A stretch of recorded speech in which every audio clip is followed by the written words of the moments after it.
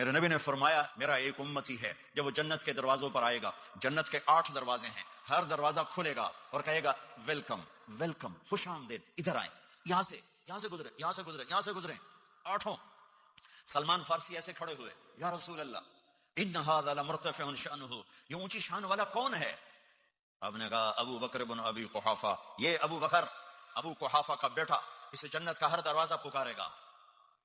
پھر آپ نے کہا رأیت قصرا فی الجنہ، میں نے جنت میں محل دیکھا سونے چاندی زمرد کا۔ میں نے پوچھا لمن ھذا، یہ کس کا ہے؟ مجھے کہا گیا لفتن من قریش، ایک قریشی کا ہے۔ فظننت انہ لی، میں سمجھا یہ میرا ہے۔ فذهبت لادخلہ، میں جانے لگا تو فرشتے نے کہا انہ لعمر بن الخطاب، یا رسول اللہ یہ آپ کے غلام عمر بن خطاب کا ہے۔ پھر آپ نے کہا عمر جی تو چاہا دیکھ لوں، تو تیرا غصہ یاد آ گیا۔ عمر کہنے لگے اب علیک اغار یا رسول اللہ، رونے لگے میں آپ پہ غصہ کروں گا۔ عثمان ان لکل نبی رفیقا فی الجنہ فانت رفیقی فی الجنہ، عثمان جنت میں ہر نبی کا ایک رفیق ساتھی ہے، میرا ساتھی تو ہے۔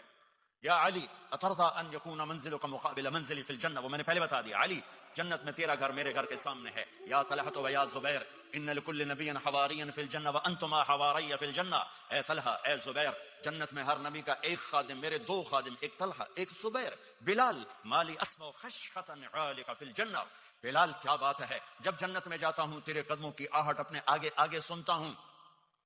جنت میں پہنچا، دوسرا آپ نے فرمایا جنت میں گیا، میں نے قرآن کی تلاوت سنی، میں نے کہا یہ کون تلاوت کر رہا ہے؟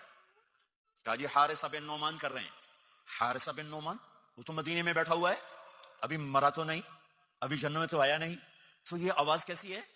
آپ 8-10 ہزار کا مجمع ہے، کتنا ساؤنڈ سسٹم لگا ہوا ہے، اور 500 کلومیٹر کے بعد ہوا کوئی نہیں ہے تو ساؤنڈ سفر ہی نہیں کر سکتی، آواز سفر ہی نہیں کر سکتی۔ حارثہ بن نعمان نے کون سا ساؤنڈ سسٹم لگایا تھا کہ مدینے میں بیٹھ کے تلاوت کرے اور جنت میں اس کی ساری جنت کو آواز سنائی دے؟ تو حارثہ